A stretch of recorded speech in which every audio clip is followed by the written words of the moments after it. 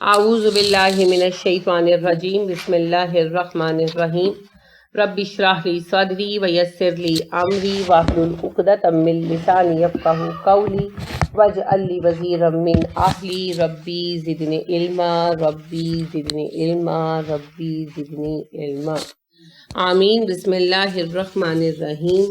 سورۃ الاعراف کی آیت نمبر 195 سے ہم آج پڑھیں گے۔ جیسا کہ میں نے عرض کیا تھا کہ سورہ اعراف ختم ہو رہی ہے تو اعراف کا خصوصی موضوع جو تھا وہ توحید تھا، تو آخر میں ساری بات کو سم اپ کیا جا رہا ہے، توحید پر سارے دلائل اکٹھے کیے جا رہے ہیں۔ لہٰذا آپ دیکھیے کہ اللہ رب کریم نے آیت نمبر 188 سے 188 سے بات شروع کی کہ اللہ تو وہ ہے جس نے ایک جان کو پیدا کیا اور پھر اسی سے جوڑا نکالا اور نسل چلا دی، اور جب آگے چل کر شرک آیا تو انسانوں کا حال یہ ہوا کہ ہر معاملے میں شرک کرنے لگے، یہاں تک کہ جب میاں بیوی اولاد کے حصول کے لیے حمل کے زمانے سے گزرتے ہیں تو اس وقت وہ دعائیں مانگتے ہیں کہ اللہ انہیں ایک صحت مند نیک وقت اولاد دے، اور جب اللہ اولاد دیتا ہے تو اس میں پھر شریک ٹھہرانے لگتے ہیں کہ فلاں نے دی اور فلاں نے دی۔ یعنی اس بات کو خاص طور پر اس لیے بیان کیا گیا کہ تخلیق اللہ کا کام ہے۔ باقی کسی معاملے میں چلو شاید کوئی شبہ پڑ سکتا ہے کسی کو، کسی معاملے میں کہ چلو اس کی مدد سے میرا کام چل پڑا یا اس کی دعا سے مجھے صحت ہو گئی، لیکن پیدا کرنا، تخلیق، پیدائش، اس میں کوئی شبہ ہے ہی نہیں کہ اللہ کے سوا کوئی ایسی ذات نہیں ہے جو تخلیق کر سکتی ہے، وہی خالق ہے۔ اور ہم یہ بھی بخوبی جانتے ہیں کہ اللہ رب کریم نے ہی انسان کو بنایا، اور تمام مذاہب میں یہ عقیدہ یکساں طور پر پایا جاتا ہے۔ تخلیقی آدم کا جو نظریہ ہے یہ یوں ہی ہے، یہودیت میں بھی، عیسائیت میں بھی۔ تو اللہ فرماتے ہیں یہ جانتے ہوئے کہ ہم نے انسان کو پیدا کیا، تخلیق تک کے معاملے میں، پیدائش تک کے معاملے میں انسان شرک کرنے لگا۔ اور اللہ فرماتے ہیں کہ تم جن کو شریک ٹھہراتے ہو انہوں نے کوئی چیز پیدا نہیں کی ہے، نہ ہی وہ اس قابل ہیں کہ وہ مدد کر سکیں مانگنے والوں کی، نہ وہ اپنی ہی مدد پر اختیار رکھتے ہیں، بلکہ وہ تو پیدا کیے گئے، وہم یخلقون، وہ پیدا کیے گئے، وہ پیدا ہوئے، زندگی گزاری، انسان تھے، زندگی گزار کر دنیا سے چلے گئے، تو وہ تمہاری کیا مدد کر سکتے ہیں؟ اور اگر تم انہیں پکارتے ہو تو وہ تمہیں کوئی ہدایت نہیں دے سکتے کہ یہ کرو اور وہ نہ کرو، اللہ تو دیتے ہیں۔ ہم جب اللہ سے دعا کرتے ہیں، کسی بھی معاملے میں الجھن ہوتی ہے، کوئی بھی الجھن ہوتی ہے کہ کیا کریں کیا نہ کریں، تو ہدایت آتی ہے نا، مختلف طریقے ہیں۔ بعض اوقات دل پکا ہو جاتا ہے کہ یہی کرنا ہے، بعض اوقات کوئی مشورہ دے دیتا ہے ایسا کہ مسئلہ ہی حل ہو جاتا ہے، اور بعض اوقات سمجھ بھی نہیں آتی اور چیزیں سیدھی ہو جاتی ہے، بندہ کہتا ہے کیسے سیدھی ہو گئی، سمجھ نہیں، بس معاملہ سیدھا ہو گیا۔ ہوتا ہے زندگی میں بارہا ہوتا ہے، اطمینان قلب حاصل ہو جاتا ہے۔ تو یہ ہدایت ہے، ہدایت کے ذرائع ہیں زندگی کے ہر معاملے میں۔ جب بھی ہم پریشان ہوتے ہیں، فیصلہ نہیں ہو رہا ہوتا، تو ہم اللہ سے دعا کرتے ہیں تو اللہ ہمیں ہدایت دیتے ہی دیتے ہیں، چاہے اپنے بندوں کے ذریعے دیں، چاہے براہ راست دیتے ہیں، لیکن اللہ کے سوا کوئی دینے والا نہیں ہے۔ اور اللہ کہتے ہیں تم انہیں پکارو یا تم چپ رہو، برابر ہے۔ اس لیے برابر ہے کہ نہ پکار ان تک پہنچتی ہے، نہ وہ جواب دیتے ہیں، نہ اس سے کوئی فائدہ حاصل ہوتا ہے۔ اور بہت ہی اہم آیت ہے آیت نمبر 194، ان الذین تدعون من دون اللہ عباد امثالکم، جنہیں تم پکارتے ہو اللہ کو چھوڑ کر وہ تو بندے ہیں تمہارے ہی جیسے۔ اب انسانوں نے کن کن کو پکارا؟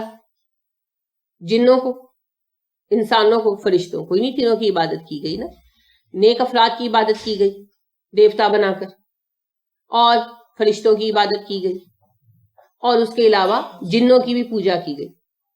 جیسے ہمارے لوگ بھی جنوں سے ڈرتے ہیں، ان کی کڑاہیاں وغیرہ دیتے ہیں، اس کے علاوہ جو جادوگر وغیرہ ہیں وہ بھی شیطان سے اور جنوں سے مدد مانگتے ہیں۔ تو اللہ فرماتے ہیں سب بندے، انسان تو بندے ہیں، فرشتے بھی اللہ کے بندے، ٹھیک ہے، اور جن بھی اللہ کے بندے۔ بندہ کون ہوتا ہے؟ مخلوق، تو سب مخلوقات ہیں۔ اس کے علاوہ بھی اگر کوئی درخت، پودا، پتھر بھی پوجا جاتا ہے تو اللہ کی تو مخلوقات ہیں، اللہ کے لیے تو بندے ہیں۔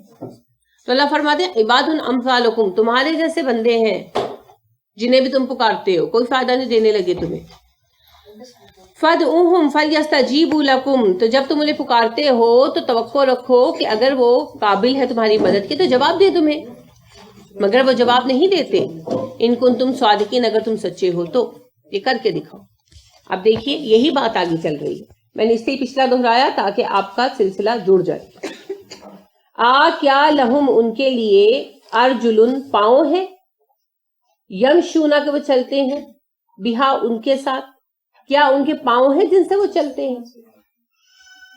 ام یا لہم ان کے لیے ایدن ہاتھ ہیں، یبطشونا بہا جن سے وہ پکڑتے ہیں. ام یا لہم ان کے لیے آیون آنکھیں ہیں، یبصرون بہا جن سے وہ دیکھتے ہیں. ام یا لہم ان کے لیے آذان کان ہیں، یسمعون بہا جن سے وہ سنتے ہیں.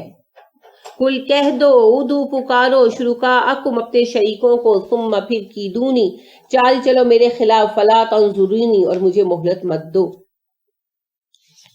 یہ کیدونی اور تنظرونی کیا ہے؟ جلدی جلدی، کون سا ماضی ہے؟ کیدو ماضی ہے، اور تنظرو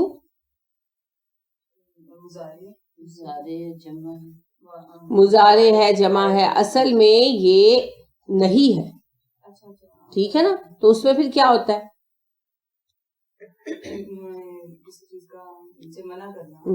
اب یہ جو کیدو بھی جو ہے نا، یہ آپ کو ماضی لگ رہا ہے، یہ ماضی نہیں ہے اصل میں، یہ بھی مضارع ہے، لیکن مضارع سے یہ امر بنا ہے. ٹھیک ہے، اس میں مضارع کی علامت نہیں آئی، اس وجہ سے نہیں آئی کہ قاعدہ کیدو کی شکل الگ ہوتی ہے. ہاں جی، پہلی والی علامت نہیں ہے نا، وہ اس وجہ سے نہیں ہے کہ اس کی شکل الگ بنتی ہے، اس وجہ سے آپ کو غلط فہمی ہوئی ہے. دیکھنے میں یہ بالکل ماضی جیسا لگ رہا ہے، لیکن یاد رکھیں امر اور نہیں ہمیشہ مضارع سے بنتے ہیں، ماضی سے نہیں بنتے. ٹھیک ہے، یہ امر ہے. اور یہ جو نون زیر نی آپ دیکھ رہے ہیں نا، یہ مضارع کیا نہیں ہے، یہ تو جمع، یہ جو متکلم کی ضمیر ہے. ٹھیک ہے، اس کا یہ گرا ہوا ہے، نون زیر یہ نی متکلم کی ضمیر ہے نا، مجھے، میرے لیے. ہاں جی، متکلم حاضر، متکلم تو ہوتا ہی حاضر ہے نا. جو ضمیریں ہوتی ہیں ہا، ہو، تا، تی، ضمیریں ہیں نا پروناؤن، تو ان میں مجھے یا میری کی ضمیر ہوتی ہے نی، نون زیر یہ نی. تو یہ نی ہے، اس کا یہ گرا ہوا ہے، حذف ہوا ہوا ہے. ٹھیک ہے، تو یہ نی جو ہے یہ فعل کا حصہ نہیں ہے، یہ ضمیر ہے دونوں جگہ پر. نہیں، وہ نہ ہوتا ہے، تنظرونا، تنصرونا، ینصرونا وغیرہ، وہ نون پر زبر ہوتا ہے. جب بھی نون کے نیچے زیر آئے گا یہ نی ہوگا، نی، نون زیر یہ نی، مجھے، میری، اور اس کا یہ گر جاتا ہے لکھنے کے اندر. ٹھیک ہے، اور یہ جو کیدو اور تنظرو ہے یہ امر ہے اور نہیں ہے. امر اور نہیں دونوں ہی مضارع سے بنتے ہیں، اور جب یہ مضارع سے بنتے ہیں تو ان کا نون گر جاتا ہے. آپ کو پتا ہے نا یہ بات؟ جیسے دیں کوئی مثال، تفعلونا، تو اگر ہم تفعلو کریں گے تو کیا ہوگا؟ نون گر جائے گا نا، گرے گا کہ نہیں؟ تو تفعلو کا مطلب ہوگا تم کرو، امر کا صیغہ ہو جائے گا. لا تفعلو میں بھی یہی ہوتا ہے. تو ان دونوں مضارع کے صیغوں کا نون گر چکا ہے. امر کے سارے صیغوں میں ایسے ہی ہوتا ہے، مضارع سے امر بنتا ہے اور امر بنانے کے لیے نون گر جاتا ہے. ٹھیک ہے، اب یہ جو نون زیر نی یہاں پر آیا ہے یہ ضمیر ہے نون زیر یہ نی، جس کا یہ گر گیا ہے. کیوں گرا؟ لکھنے میں آسانی کے لیے. کیوں ایسا طریقہ اختیار کیا جاتا ہے؟ کیونکہ اہل زبان ایسے ہی کرتے ہیں، ان کا طریقہ یہی ہے. وہ کہتے ہیں کہ لکھنے میں آسان ہو اور شارٹ ہو، تو لہٰذا اس چیز کا یہ گرا دیا گیا. یہ بات سمجھ آئی؟ آئندہ یاد رہے گی انشاءاللہ. کل کہہ دیجئے ادعو پکارو شرکاءکم. اب دیکھیں یہاں ادعو آیا، یہ بھی امر. شرکاءکم اپنے شریکوں کو، ثم کیدونی پھر تم چلو چال میرے خلاف. کیدو چال چلو امر ہے، نی میرے خلاف. ولا نہ، تنظرو تم مہلت دو، لا تنظرو تم مہلت نہ دو نی مجھ کو. اچھا جی، اللہ رب کریم نے بہت اہم سوال اٹھایا کہ جنہیں تم پکارتے ہو کیا وہ موجود ہیں؟ کیا ان کے پاؤں ہیں جن سے وہ چلتے ہوں، ان کے ہاتھ ہیں جن سے وہ پکڑتے ہوں، ان کی آنکھیں ہیں جن سے وہ دیکھتے ہیں، ان کے کان ہیں جن سے وہ سنتے ہوں؟ یہ بات ہر دو طرح سے فٹ بیٹھتی ہے. کوئی بت پوجتا ہے تو اس پر بھی فٹ بیٹھتی ہے، ٹھیک ہے، اور کوئی قبر پر جا کر دعا مانگتا ہے تو اس پر بھی فٹ بیٹھتی ہے. ٹھیک کہ کیا ان لوگوں کا جن سے تم دعائیں مانگ رہے ہو کوئی ایسا وجود ہے جس کی پریزنس تمہیں پتا ہو کہ ہاں یہ بات سن رہے ہیں؟ آپ کس کو پکاریں گے؟ جو سنے گا اسی کو پکاریں گے. اگر آپ کو کوئی ایمرجنسی ہو جائے، کوئی بھی ہو جائے، کسی کو چوٹ لگ گئی بچے کو، اب گھر میں دو افراد ہیں، ایک سنتا ہے ایک بہرا ہے، تو کس کو آواز دیں گے؟ سننے والے کو دیں گے نا، بہرے کو کیا پتا آپ کو پکار رہے ہیں. لہذا اگر کوئی بت رکھ کر پکارتا ہے صاحب کو، کیونکہ بت بھی خیالی نہیں بنائے جاتے، بت بھی شخصیات سے منسوب ہوتے، تو کوئی بت رکھتا ہے اور پکارتا ہے اس شخصیت کو، تو وہاں بھی سوال یہی ہے. اور کوئی قبر پر جاتا ہے تو وہ بھی قبر سے نہیں مانگ رہا ہوتا، صاحب قبر سے مانگ رہا ہوتا، تو صاحب قبر کے متعلق بھی سوال یہی ہے.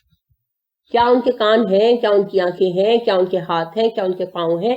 مطلب کیا ہے؟ کیا ان کی پریزنس ہے؟ تم ان کی پریزنس محسوس کر سکتے ہیں؟ وہ تمہارے ساتھ کسی کام میں کہیں پر موجود ہے؟ تو جو ہے ہی نہیں اس سے کیا پکارو؟ اور پھر اللہ نے کہا اے نبی صلی اللہ علیہ وسلم ان سے کہہ دیجئے اپنے سارے شریکوں کو بلا لو اور میرے خلاف جو چال چلنی ہے، جو تدبیر کرنی ہے کر لو، مجھے ذرہ برابر مہلت مت دو.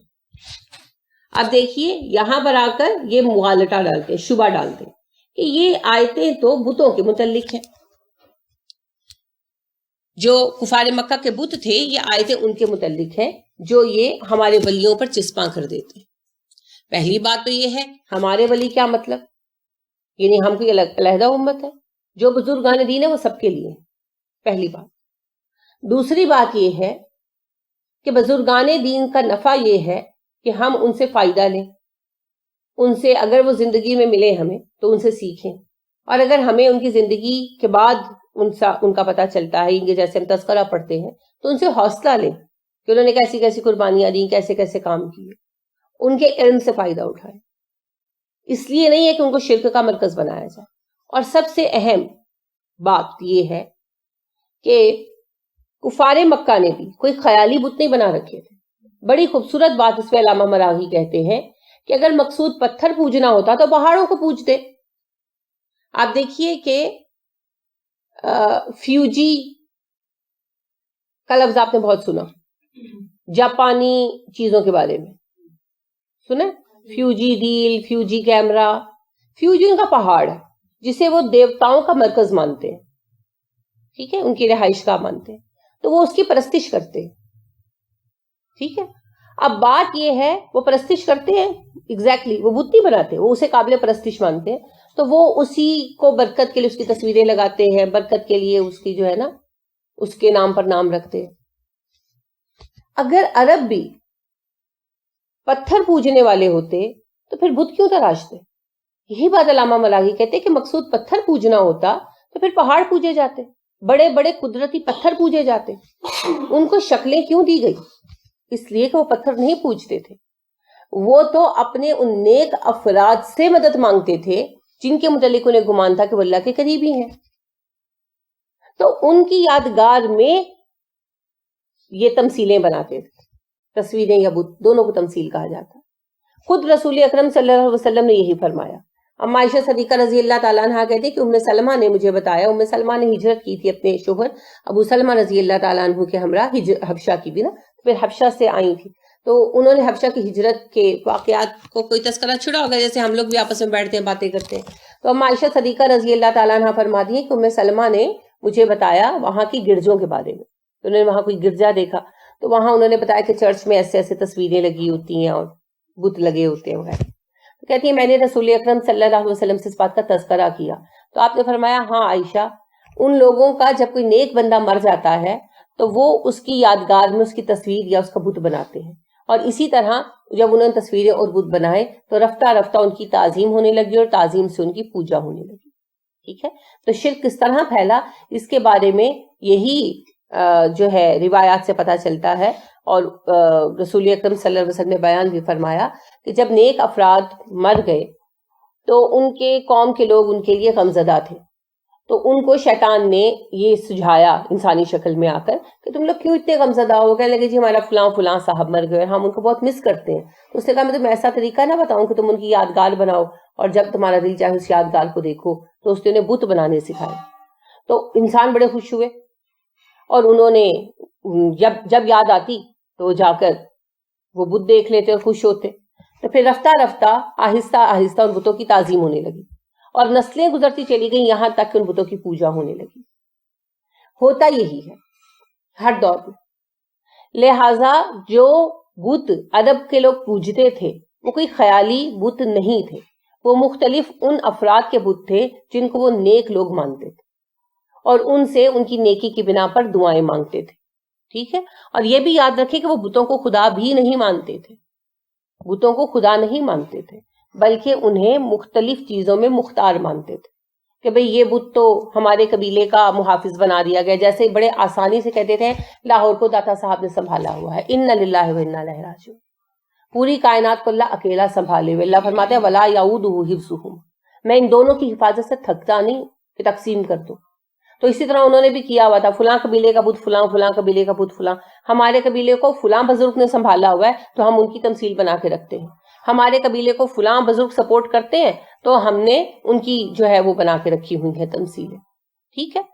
اور وہ بھی یہ مانتے تھے کہ یہ دیوی جنگ کی ہے اور یہ دیوتا صلح کا ہے, یہ شکست کا ہے اور یہ جیت کر آنے کا ہے, یہ بارشیں برسانے کا ہے اور یہ دشمنوں پر قحط بھیجنے کا ہے.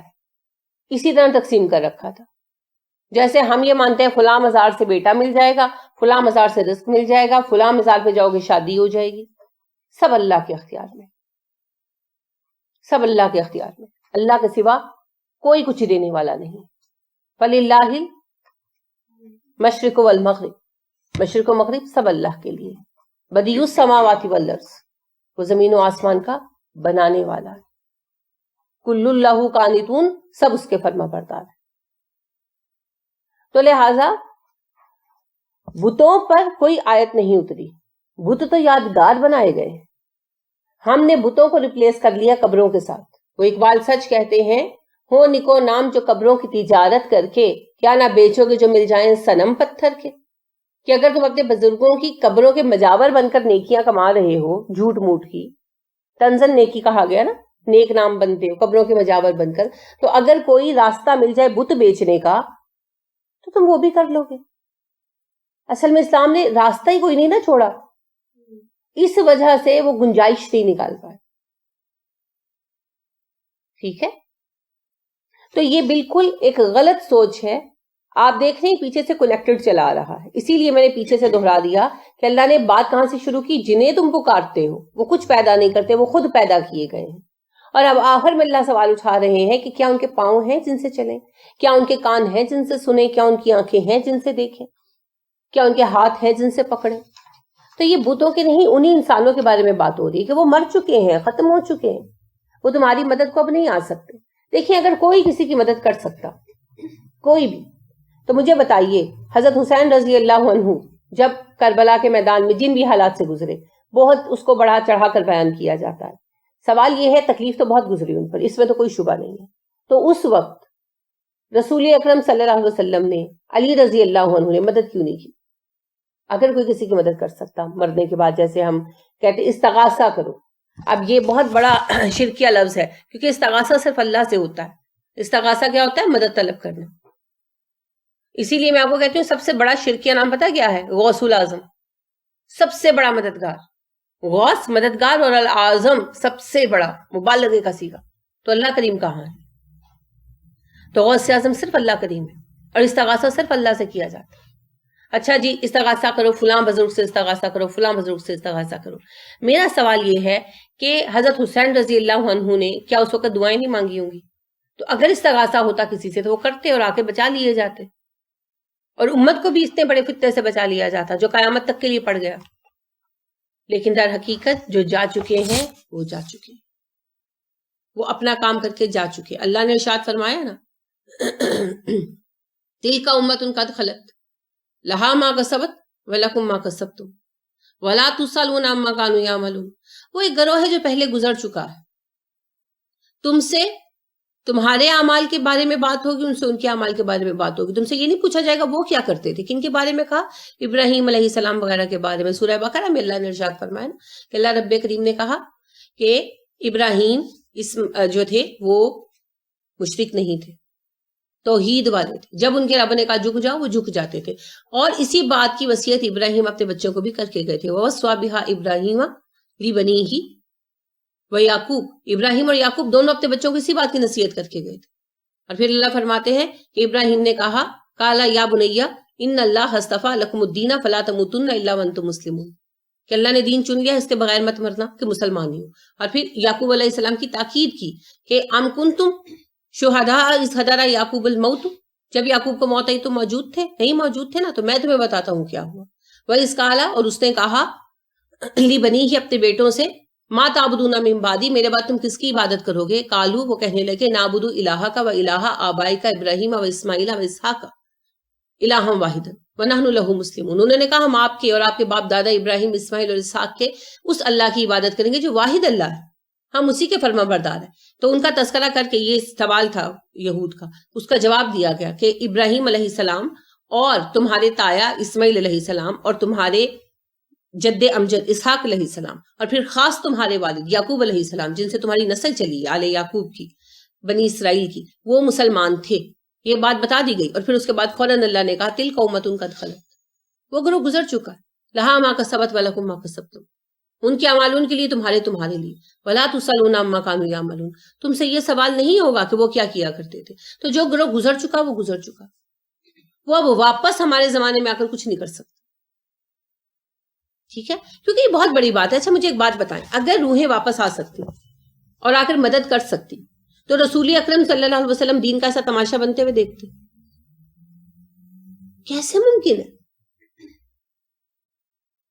تو لہٰذا یہ ساری من گھڑت باتیں کہ جی وہ مرنے کے بعد زندہ ہو گئے ہیں اور وہ سب کچھ کرتے ہیں.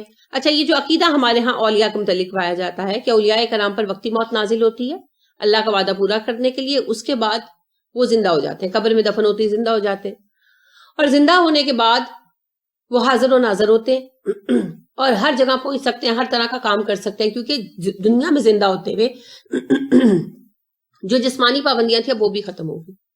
ٹھیک ہے، ایک لمحے کے لیے آپ یہ عقیدہ اگر مان لیتے ہیں تو پھر ہندو کیا غلط کہتے ہیں؟ وہ بھی تو صحیح کہتے ہیں، وہ بھی تو یہی کہتے ہیں کہ ہمارے جو نیک افراد تھے مرنے کے بعد انہیں الاٹ کر دیے گئے مختلف کام، کیونکہ وہ بہت نیک تھے تو ان کے درجے بڑھا دیے گئے. تو کوئی جو ہے وہ ایک کام سنبھالتا ہے، کوئی دوسرا کام سنبھالتا ہے، اور جب ہم ان کو پکارتے ہیں وہ مدد کے لیے آ جاتے. تو پھر ان کا عقیدہ بھی تو یہی ہے نا، تو پھر وہ مشرک کیوں ہے اور ہم مومن کیوں ہے؟ یہ کیا فرق ہے؟ اور یہی عقیدہ عیسائیوں کا ہے.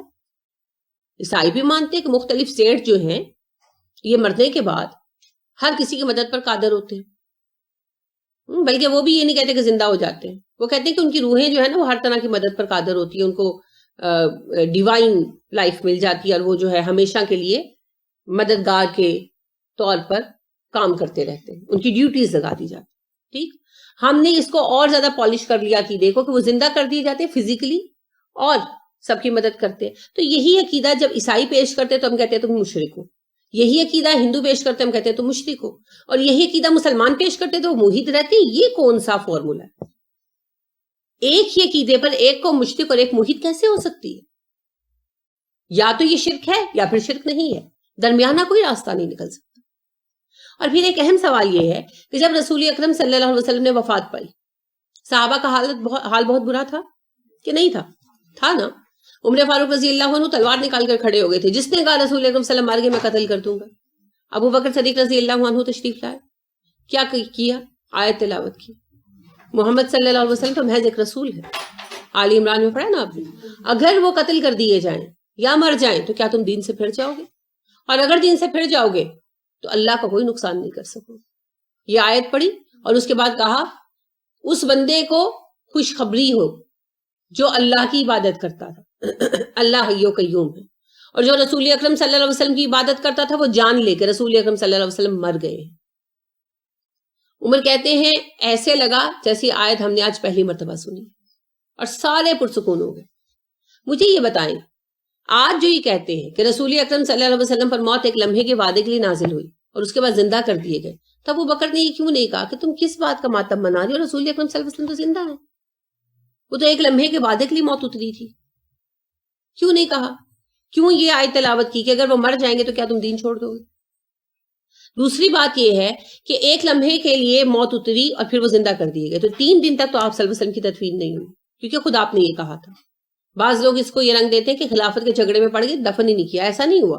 3 دن تک آپ صلی اللہ علیہ وسلم نے خود یہ کہا تھا، 3 دن تک آپ صلی اللہ علیہ وسلم کو ان کے غسل دینے کے بعد کفن پہنا کر آپ کی لاش کو رکھ دیا گیا اور لوگوں میں اعلان کر دیا گیا، تو دیہاتوں کے لوگ بھی آتے رہے اور آپ صلی اللہ علیہ وسلم کے پاس کھڑے ہوتے تھے، جتنے افراد اندر آ سکتے تھے اتنے بھیجے جاتے تھے، کھڑے ہو کر درود و سلام پیش کرتے تھے اور آ جاتے تھے۔ آپ صلی اللہ علیہ وسلم کی نماز جنازہ نہیں کی گئی، ان کے نبی کے لیے امت اس طرح نماز جنازہ نہیں پڑھتی، کیونکہ نماز جنازہ تو گناہوں کی مغفرت کی دعا ہے، تو آپ صلی اللہ علیہ وسلم نے خود یہی بتایا تھا۔ لہٰذا گروہ در گروہ لوگ آتے رہے اور 3 دن یہ سلسلہ چلتا رہا آپ کے حکم کے مطابق۔ تیسرے دن پھر آپ کو دفن کر دیا گیا۔ تو لمحاتی موت اگر آ کر چلی گئی تو پھر آپ زندہ کیوں نہیں ہوئے؟ سوالات تو وہی ہیں۔ دیکھیے فیروز میں بھی یہ عقیدہ پایا جاتا تھا، وہ فرعونوں کو خدا کا نمائندہ سمجھتے تھے نا، خدا نہیں سمجھتے تھے، خدا امون را کو مانتے تھے، سورج کو، امون را کو، اور جو فرعون ہوتا تھا، فرعون امون را سے ہی ہے، را سے فرعون، رے عین را، اور اس سے فرعون۔ فرعون کا یہ قبطی زبان کا لفظ ہے، اس کا مطلب ہے سورج کا مظہر، ٹھیک ہے؟ تو کہتے تھے کہ جو بھی بادشاہ بنتا ہے اس میں اپنا پر تو ڈال دیتا ہے امون را، تو اس کا نمائندہ بن جاتا ہے۔ تو جب وہ مر جاتا ہے، چونکہ وہ سب سے بیسٹ بندہ ہوتا ہے امون را کا، سب سے مقرب ہوتا ہے، تو جب وہ مرتا ہے تو مرتا نہیں ہے، دنیا سے جانے کے لیے، سسٹم کے لیے اس پر موت طاری کی جاتی ہے۔ جب دفن کر کے باہر نکلتے ہیں وہ زندہ ہو جاتا ہے اور اس کو ہمیشہ کی بادشاہی مل جاتی ہے، اور اپنے دور کے جتنے بھی افراد ہیں وہ ان پر حکومت کرتا ہے، جو مرتا جائے گا اس زمانے کا وہ اس کی حکومت میں جا کر شامل ہوتا جائے گا۔ تو وہاں ویسے ہی جو وزیر ہے وہ وزیر ہوگا، جو مشیر ہے وہ مشیر ہوگا، جو بیوی ہے وہ بیوی ہوگی وغیرہ۔ اسی لیے وہ ان کی پسندیدہ کنیز اور غلام ان کے ساتھ چھوڑاتے تھے، ان کے پسندیدہ لباس اور ہیرے جواہرات بھی چھوڑاتے تھے، جو ان کے ذاتی زیورات تھے نا وہ بھی ساتھ چھوڑاتے تھے، کیونکہ ان کا یہ ماننا تھا کہ جو بھی فرعون مرتا ہے وہ دفن ہوتے ہی جیسے ہی افراد باہر نکلتے وہ زندہ ہو جاتا ہے، اور زندہ ہونے کے بعد اس کی ایک باطنی حکومت شروع ہو جاتی ہے، اور جو اس کے زمانے کا بندہ مرتا جاتا ہے وہ اسی کی باطنی حکومت میں جا کر شامل ہوتا جاتا ہے۔ تو ایک دنیا یہ چل رہی ہے، ایک وہ پیرالل باطنی حکومت چل رہی ہے۔ کیا یہ وہی عقیدہ نہیں ہے جو ہم بنا رہے ہیں کہ رسول اکرم صلی اللہ علیہ وسلم فوراً زندہ ہو گئے اور اولیاء کرام بھی زندہ ہو جاتے ہیں اور پھر اپنے اپنے علاقے کو سنبھالتے ہیں اور اپنا اپنا کام کرتے ہیں؟ ویسے ہی عقیدہ ہے۔ تو لہٰذا بات یہ ہے کہ مرنے کے بعد کوئی زندہ نہیں ہوتا ان معنوں میں، ٹھیک ہے؟ اس دنیا سے کوئی تعلق نہیں رہتا۔ ہاں ہم دوسری دنیا میں لے جائے جاتے جسے عالم برزخ کہا گیا، وہاں پر نیک افراد بھی زندہ ہیں اور برے افراد بھی زندہ ہے۔ ابو جہل زندہ ہے، زندہ ہے، عذاب قبر بھی بھگت رہا ہے، عالم برزخ کا عذاب بھگت رہا ہے، ہر بندہ زندہ ہے، اور جو نیکوکار ہیں وہ علیین میں آرام فرما رہے ہیں، ان کی روحیں اللہ کے انعامات لے رہی ہیں۔ بڑی خوبصورت بات جو ہے وہ علامہ مراغی اس بات پر کہتے ہیں، وہ کہتے ہیں کہ جو لوگ یہ کہتے ہیں کہ شہیدوں کی روحیں گھروں میں آتی ہیں، چکر لگاتی ہیں اور نذرانے مانگتی ہیں، یا بزرگوں کی روحیں آتی ہیں، تو کہتے ہیں وہ ان کی توہین کرتے ہیں، شہداء کی اور علماء کی، کیونکہ وہ شہید ہوئے اللہ کی راہ میں یا زندگی بھر دین کا کام کرتے رہے، تو مرنے کے بعد اللہ ان کی روحوں کو بھٹکنے کے لیے چھوڑ دے گا کہ جاؤ گھروں میں جا جا کر نذرانے مانگو؟ اللہ اس پر بھی قادر نہیں معاذ اللہ کہ ان کو ایک پروقار رہائش دے سکے، جس کا اللہ نے بار بار وعدہ کیا ہے کہ جو میرے رستے پر چلے گا اس کے لیے عزت والی روزی ہے۔ تو وہ کہتے ہیں یہ کیا عزت والی روزی ہے؟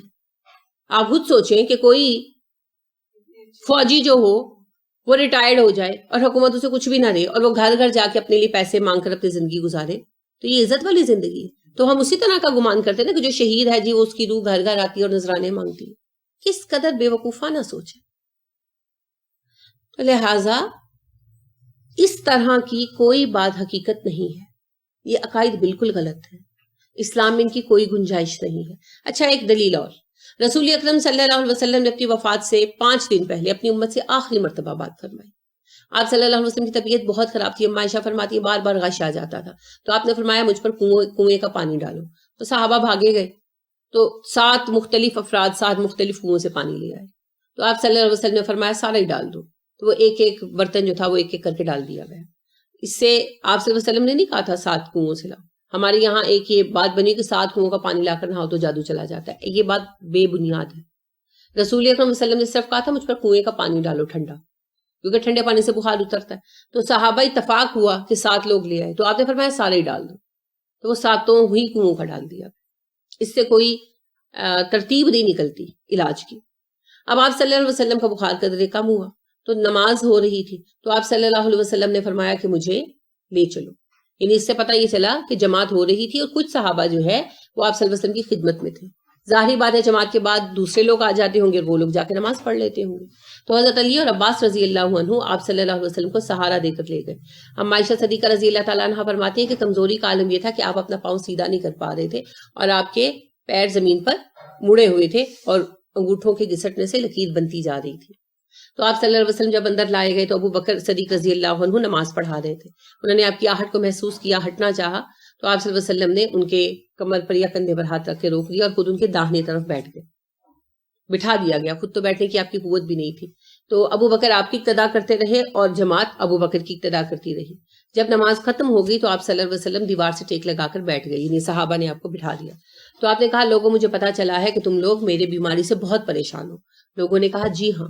تو آپ نے فرمایا جو بھی دنیا میں آیا ہے اس نے جانا ہے، جتنے انبیاء کرام آئے چلے گئے، میں بھی چلا جاؤں گا، اب تمہاری میری ملاقات قیامت کے روز ہوگی۔ ٹھیک ہے، صحابہ نے کہا جی ہم آپ کو کہاں تلاش کریں؟ آپ صلی اللہ علیہ وسلم نے فرمایا یا تو میزان کے پاس اور یا پل صراط کے پاس۔ اور پھر آپ صلی اللہ علیہ وسلم نے فرمایا میں تمہیں حوض کوثر پر ملوں گا اور حوض کوثر پر میں تمہیں پہچان لوں گا۔ صحابہ کرام رضی اللہ عنہ نے فرمایا، عرض کیا کہ اللہ کے نبی صلی اللہ علیہ وسلم آپ ہمیں سب لوگوں میں پہچان لیں گے؟ آپ نے کہا ہاں، اسی طرح جس طرح تم اپنے اونٹوں کو سارے اونٹوں میں پہچان لیتے ہو، میں تم لوگوں کو پہچان لوں گا۔ ٹھیک ہے، اور پھر آپ صلی اللہ علیہ وسلم نے فرمایا کہ لوگوں میرے بعد عورتوں اور غلاموں کے حقوق کا خیال رکھنا۔ اور دوسری بات کیا ارشاد فرمائی؟ اللہ لعنت کرے یہودیوں اور عیسائیوں پر جنہوں نے اپنے انبیاء کی قبروں کو سجدہ گاہ بنا لیا۔ لوگوں میرے مرنے کے بعد مجھے اللہ کا رسول اور بندہ ہی مانتے رہنا، میری عقیدت میں غلط مت کرنا، یعنی حد سے مت بڑھنا، میری محبت اور عقیدت میں غلط مت کرنا، حد سے مت بڑھنا، مجھے صرف اللہ کا بندہ اور رسول کہتے رہنا، اور میں تمہیں یہ بات بارہا کہہ چکا ہوں۔ اور پھر کہا اے اللہ تو گواہ رہنا، انگلی اٹھا کر 3 مرتبہ کہا اے اللہ تو گواہ رہنا، کہ آپ کو اس بات کی فکر تھی، کیونکہ جیسے حضرت عیسیٰ علیہ السلام سے سوال ہوگا نا کہ عیسیٰ تو نے کہا تھا کہ مجھے میری ماں کو پوجنا، تو جس بندے کو بھی اس طرح سے پکارا جاتا ہے اس سے یہ سوال ہوگا۔ تو رسول اکرم صلی اللہ علیہ وسلم سے جو لوگ استغاثہ کرتے ہیں ان کے اس سوال پر، جیسے مجھے یاد ہے جب میں ماسٹرز کر رہی تھی اسلامیات میں، تو ایک لڑکی سے میری ملاقات ہوئی، فیلو ہی تھی، میری سینئر تھی ویسے مجھ سے، تو باتوں میں پتہ نہیں کس طرح دعا کی بات چھڑی، تو وہ مجھے کہنے لگی کہ استغاثہ اولیاء کرام سے جائز ہے۔ میں نے ان سے کہا کہ دیکھیں اس کی کوئی دلیل قرآن سے حدیث سے، اب تو خود ماشاءاللہ ماسٹرز کر رہی ہے، مجھ سے سینئر ہے، تو قرآن و حدیث کی دلیل کے بغیر آپ کیسے اس بات کا دعویٰ کر سکتی ہیں؟ تو کہنے لگی کہ دیکھو رسول اللہ صلی اللہ علیہ وسلم نے کہا نہیں تمہیں جب کوئی حاجت ہو تو مجھے پکارنا۔ میں نے کہا کہ یہ اتنی بڑی بات آپ کہہ رہی ہیں، اتنی بڑی بات آپ کہہ رہی ہیں، تو اس بات کی دلیل یعنی یہ حدیث ہے تو کہاں آئی ہے؟ انہوں نے کہا نا رسول اللہ صلی اللہ علیہ وسلم نے یہ کہا نہیں کہ جب تم پر کوئی مصیبت ہے مجھے پکارنا، تو مطلب کہ حدیث ہوئی۔ تو میں نے کہا کہ اب اتنی بڑی بات کہہ رہی ہیں تو اس کی دلیل لائیں، کس کتاب میں آئی ہے، کس نے بیان کی ہے، محدث کون ہے، راوی کون ہے، کتاب کون سی ہے؟ کہنے لگی کہ میں لے کر آؤں گی۔ پورا سال میں ان کو یاد دلاتی رہی، آج تک اس حدیث کا کوئی ریفرنس نہیں ملا، کیونکہ حدیث ہے ہی نہیں۔ اللہ نے کہا نا کسی نبی کے لیے جائز نہیں ہے کہ وہ اللہ کی طرف سے نبوت ملنے کے بعد اور کتاب ملنے کے بعد لوگوں کو کہے میرے بندے بن جاؤ، وہ تو کہے گا اللہ والے بنو اور اللہ کی عبادت کرو۔ اب دیکھیں کتنا بڑا جھوٹ ہے جو ان خاتون نے لازمی طور پر کسی نہ کسی سے سنا ہو سکتا ہے ان کے گھر میں ایسی بات کی جاتی ہو، کسی درس میں سنا ہو، اب وہ ٹال مٹول کرتی تھی، جواب نہیں دیتی تھی. حالانکہ میں ان کو کئی بار میں نے کہا دیکھیں آپ کو اس کا کوئی ریفرنس نہیں ملا تو تسلیم کریں کہ یہ بات ایک غلط بات ہے اور اس سے باز آئیں. مگر وہ ہمیشہ یعنی کہ بات ٹال دیتی تھی، یہاں تک کہ وہ وقت آیا کہ وہ پھر مجھ سے ملنا پسند نہیں کرتی، مجھے دیکھتی تھی تو رستہ بدل لیتی تھی، کاش طریقہ بدل لیتی. تو دیکھیں بات یہ ہے کہ باتیں کہنا بڑا آسان ہے، ثابت کرنا مشکل. تو رسول اکرم صلی اللہ علیہ وسلم کے حوالے سے کوئی بات کہتے ہوئے 1000 بار سوچنا چاہیے. آپ نے کبھی ایسی کوئی بات نہیں کی. ٹھیک ہے. تو آپ صلی اللہ علیہ وسلم نے آخر وقت میں آخری بات کیا کہی کہ لوگوں میں تمہیں بارہا کہہ چکا ہوں اور ابھی بھی کہہ رہا ہوں، میرے مرنے کے بعد میری قبر کو سجدہ گاہ مت بنانا، اور یہودی اور عیسائیوں پر لعنت ہو جنہوں نے اپنے نبیوں کی قبروں کو سجدہ گاہ بنا لیا، اور مجھے میرے حد سے مت بڑھانا، مجھے اللہ کا بندہ اور رسول ہی کہتے رہنا. اور پھر کہا میں یہ بات تمہیں کئی بار پہنچا چکا ہوں، اور پھر 3 مرتبہ اللہ کو گواہ بنایا اور کہا اے اللہ تو گواہ رہنا. آپ نے زندگی میں 2 مرتبہ ایسا کیا. ایک مرتبہ حج کے موقع پر آپ نے پوچھا لوگوں کیا میں نے تم پر اللہ کی تبلیغ کا حق ادا کر دیا؟ لوگوں نے کہا جی کر دیا. تو آپ صلی اللہ علیہ وسلم نے 3 مرتبہ کہا اللہ تو گواہ رہنا، کیونکہ ہر نبی سے سوال ہوگا پہنچایا کہ نہیں پہنچایا. اللہ جانتے ہیں مگر سوال ہوگا. اور اس کے بعد دوسری اہم بات یہ کہ اللہ کی عبادت کرنا، مجھے اللہ کا بندہ ہی ماننا، حد سے مت بڑھنا، کیونکہ شرک یہیں سے آغاز ہوتا ہے. تو اسی لیے آپ صلی اللہ علیہ وسلم نے 3 مرتبہ یہ بات کہی کہ اللہ تو گواہ رہنا، اے اللہ تو گواہ رہنا، اے اللہ تو گواہ رہنا. ٹھیک ہے. تو کوئی گنجائش نہیں ہے، کہیں پر کوئی گنجائش نہیں ہے. تو یہ آیتیں بڑی ہی واضح ہیں. جی میں ایک آیت ہے نا کہ وہ کہتے ہیں کہ جو شہداء ہے وہ زندہ ہے لیکن تم اس کا شعور نہیں رکھتے، اس کا بھی کیا مطلب ہوا؟ کون سی آیت ہے بتائیں؟ بقرہ کی ہے کہ آل عمران کی ہے؟ بتائیں. بقرہ کی ہے. ہاں جی اس میں ہے کہ یہ بھی کہہ دیا نا کہ آپ شعور نہیں رکھتے، آپ سمجھ نہیں رکھتے. شعور نہیں رکھتے. یہ بڑی واضح آیت ہے، اس میں کوئی ایمبیگوٹی نہیں ہے. اللہ رب کریم نے ارشاد فرمایا یا ایھا الذین آمنوا استعینوا بالصبر والصلاۃ ان اللہ مع الصابرین ولا تقولوا من یقتل فی سبیل اللہ اموات بل احیاء ولا تشعرون. جو اللہ کی راہ میں مارے جائیں انہیں تم مردہ مت کہا کرو بلکہ وہ زندہ ہیں، تم ان کی زندگی کا شعور نہیں رکھتے. اس میں کوئی ایسی بات نہیں جو سمجھ میں آنے والی نہ ہو. ابھی میں نے عرض کیا کہ عالم بالا میں زندہ ہے، دنیایں 2 چل رہی ہیں، ایک یہ دنیا ہے، ایک عالم برزخ ہے.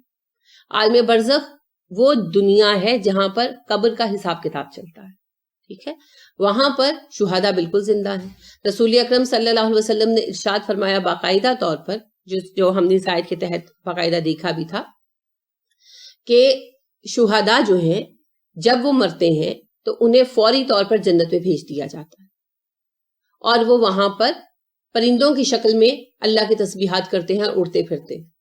تو اس کے متعلق علماء یہ کہتے ہیں کہ ان کے لیے علیین میں عالم برزخ کے 2 حصے ہیں، ایک سجین ایک علیین. سجین وہ قید خانہ ہے جہاں مجرموں کو سزا دی جاتی ہے، اور علیین وہ راحت کی جگہ ہے جہاں نیک افراد کی روحیں قیامت تک آرام کریں گی. تو کہتے ہیں علیین میں ایسے شہداء کے لیے جگہ بنائی گئی ہیں، اور وہ ان خاص جگہوں پر آرام فرماتے ہیں، اور انہی کو ان کے لیے جنتیں کہا گیا ہے. اب اس میں کوئی شبہ نہیں ہے، شہداء زندہ ہیں، نیک افراد زندہ ہیں، اور جیسا کہ میں نے کہا برے افراد بھی زندہ ہیں، مگر اس زندگی کا اس دنیا سے کوئی تعلق نہیں ہے. وہ زندگی روحوں کی ہے، اس میں جسمانی زندگی شامل نہیں ہے، یعنی کہ وہ فزیکلی جسم نہیں رکھتے. قیامت کے روز جسم کے ساتھ اٹھائے جائیں گے، مگر عالم برزخ میں روحیں ہیں. روحوں پر عذاب یا ثواب ہو رہا ہے، اور ان کو اعزاز دیے جاتے ہیں، ان کے مرتبے بلند کیے جاتے ہیں، ان کو رزق دیا جاتا ہے. اب رزق سے مراد کیا ہے یہ ہم 100% نہیں جانتے. ان کے درجات بلند کیے جاتے ہیں، سب کچھ درست ہے، مگر وہ اس دنیا میں نہیں آتے. ٹھیک ہے. عالم برزخ کہتے ہی پردے کو ہے، جو ہم سے پردے میں ہے. وہ اس دنیا میں نہیں آتے اور اس دنیا کے کاموں میں دخل نہیں دیتے. ٹھیک ہے. یہ بالکل واضح ہے. اس کی مزید آپ تفصیل جاننا چاہیں تو میں آپ کو اس آیت کا جو لیکچر ہے ریلیونٹ وہ سینڈ کر دوں، اس کو تفصیل سے سن لیجئے گا، پھر مزید پوچھ لیجئے گا. علماء صرف شہداء ہی نہیں، تمام افراد یہ بات یاد رکھے زندہ ہیں. ہم اس دنیا سے اس دنیا میں ٹرانسفر ہوتے ہیں، موت اسی کا نام ہے. اس دنیا سے عالم برزخ میں ٹرانسفر ہو جانا، اور یہ ٹرانسفر ہونا جو ہے یہ جسمانی طور پر نہیں ہوتا، یہ روحانی طور پر ہوتا ہے. جسم ختم ہو جاتا ہے، روحیں وہاں ٹرانسفر ہو جاتی ہیں. وہاں دو حصے ہیں، ایک سجین ایک لیجین. سجین قید خانہ ہے جہاں پر برے افراد کو ان کے گناہوں کا عذاب دیا جاتا ہے، اللہ ہمیں محفوظ فرمائے، اسی کا نام عذاب قبر ہے. اور ثواب قبر یعنی علیین، جہاں پر سب نیک افراد زندہ ہیں اور اپنے اپنے اعمال کے مطابق انعامات پا رہے ہیں. شہداء کے لیے علیین میں بھی خاص گھر بنائے گئے ہیں اور خاص رہائش گاہیں ہیں، ان کے خاص اعزازات ہیں. باقی جو جنت اصل ہے وہاں پر داخلہ پھر قیامت کے دن ہوگا سب کا، اور قیامت کے دن سب لوگ جسم کے ساتھ اٹھائے جائیں گے. لہٰذا ان دونوں باتوں میں آپس میں کوئی اختلاف نہیں ہے. وہ زندہ ہیں عالم برزخ میں، روحیں موجود ہیں، اس دنیا سے ان کا کوئی تعلق نہیں. ٹھیک ہے. اور یہ بات جو خاص طور پر کہی گئی تھی نا، یہ جہاد کے حوالے سے کہی گئی تھی، یہ بھی یاد رکھیے گا کہ ظاہر جہاد پر جاتے ہوئے، جنگ پر جو جاتا ہے تو ضروری نہیں کہ زندہ واپس آئے. تو ایک خوف تو ہوتا ہے نا، اس وجہ سے کہا گیا. اور آج بھی شہید کو مردہ کہنا نہیں درست، اس کو شہید کہا جاتا ہے، اس نے گواہی دی. اور جب کوئی شہید ہوتا ہے تو اس پر رنج نہیں کیا جاتا. لہٰذا آپ دیکھیے کہ اگر فوج میں کوئی شہید ہوتا ہے نا تو گھر فوج والے اطلاع دیتے ہیں گھر والوں کو، تو کہتے ہیں آپ کو مبارک ہو، آپ کا بیٹا شہید ہو گیا. یہ نہیں کہتے کہ اماں جی بڑا افسوس ہوا آپ کا بیٹا شہید ہو گیا، یہ نہیں کہتے. وہ کہتے ہیں آپ کو مبارک ہو، آپ کا بیٹا شہید ہو گیا، آپ کا شوہر شہید ہو گیا، کیونکہ یہ قابل مبارکباد بات ہے. تو اس تصور کو بدل دیا گیا. کیونکہ کچھ بھی ہو، اگر آپ یہ سوچیں نا کہ جہاد پر جنگ پر جا رہا ہے میرا شوہر یا میرا بیٹا، تو یہ تو مر بھی سکتا ہے، تو یہ مر گیا، آپ کو خوف آئے گا. لیکن اگر آپ یہ سوچتے ہیں کہ شہادت، تو پھر شہادت کے لیے تو دعائیں مانگی جاتی ہیں نا. تو کتنا فرق آ جاتا ہے اس تصور کے ساتھ. اسی تصور کو چینج کرنے کے لیے آیت اتری. ٹھیک ہے.